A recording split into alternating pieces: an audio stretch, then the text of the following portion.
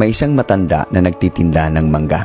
Maya-maya ay may lumapit na babae at nagtanong, "Manong, magkano ang isang mangga?" Sabi ng matanda, 10 ang isa. Sabi ng babae, "Bibili ako ng 20, pero ang gusto ko, 3 ang isa. Kung di ka papayag, aalis na lang ako." Sumagot ng matanda, "Sige ma'am, bilihin nyo na lang po sa presyong gusto ninyo. Wala pa akong benta sa araw na to." At bumili nga ang babae.